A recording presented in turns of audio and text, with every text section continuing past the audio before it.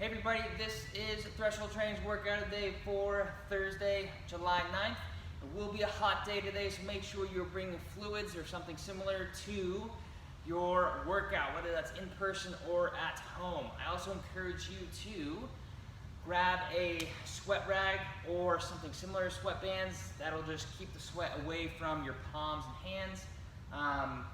That way you are safe when you grab an object and it doesn't have a tendency to slip out of your hand as you're moving it. So, in person, every 2 minutes, we're doing the following for 6 sets or 12 minutes long. 3 overhead squats or 3 front squats. It's going to be your choice. Okay, try to continue working on what you did a couple weeks prior. If you want to switch, that's fine, but ideally we're working our weakness. Okay? If we are thinking about doing snatches, full depth snatches, or full squat snatches rather, in the future, when we do program those, make sure that you are choosing overhead squats right now. You need some exposure to the overhead squat before we add speed and complexity as in the squat snatch. So keep that in mind as you are picking between your choices. As always, if you have a shoulder issue or a mobility issue to get in the front rack or the overhead position, let us know. We want you to squat and make this as productive as possible, but not at the expense of range of motion or joint or muscle health. Okay? So your goal is to build to a tough set of 3 for today. We'll progress over our 6 sets. We'll use about 1 to 2 sets for warm-up. If you are at home, we are doing 6 goblet squats and 2 per arm of a 1/2 Turkish get-up from the top. You are doing that in the same format every 2 minutes for 6 sets. So going over movements, okay, overhead squat. We'll take this from the rack. So you need to find a symmetrical grip with your hands first. Take it out from the rack. Launch it overhead by dipping, driving, and pressing. Press up and away from your body. Set yourself up before you descend down. And cradle that bar, press it up towards the ceiling. Continue to press it up and behind your head as you descend down. See if you can get your hips not behind your shoulders, but underneath your shoulders. You will need to move your knees towards your toes, that's fine. And then press straight back up. For the front squat, as you're getting out of the rack, think about coming underneath the bar and coming right back up to form your front rack. Instead of just having the bar on the rack and you're just trying to get one and both elbows underneath. Again, come underneath, find your front rack, push your elbows forward so that your shoulders, instead of squeezing together, are spreading apart. From here, I'm going to pretend I'm sitting down in a chair. So I sit my hips down, like so, while keeping my chest nice and tall so it doesn't dip forward. And as I come back out, I'm going to lead with my elbows on the way up, getting my hips underneath my shoulders quickly. If you are at home, our goblet squats will be done with a dumbbell, holding the hex like so. Okay, think of going slower on the way down, faster on the way up for 6 reps. Then my half Turkish get-up will be done from the top.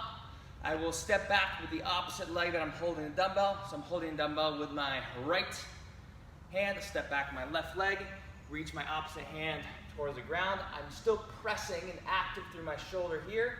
I'm going to come right back to a half kneeling position and stand. That's 1. You'll do 2 per arm.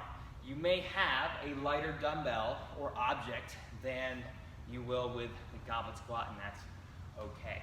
Other objects you can use, canned goods, okay, a tool, like a heavy tool, or something similar.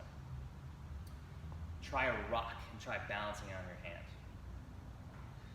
Then we will go into our sweaty portion today. We have AMRAP intervals today. So we're looking for you to work at 85 to 90% effort. Our rest will hopefully allow you to recover enough to keep the same intensity throughout. So we will have 4 3-minute AMRAPs with a 2-minute rest separating each 3-minute AMRAP.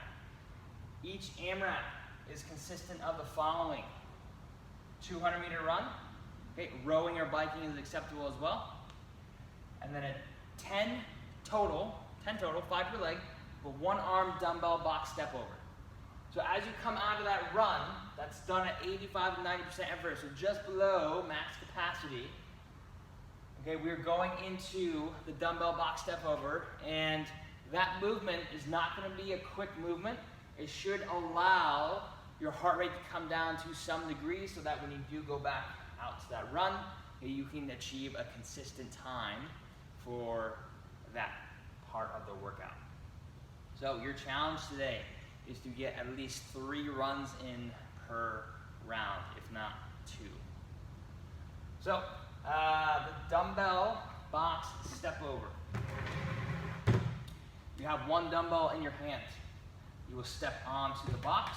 Both feet arrive on the box, and you will step down on the other side. That's 1. Come back over. That's 2. You can step off the box going forward, or you can shift to the side, step down this way. Your choice. You just can't clear the box like so.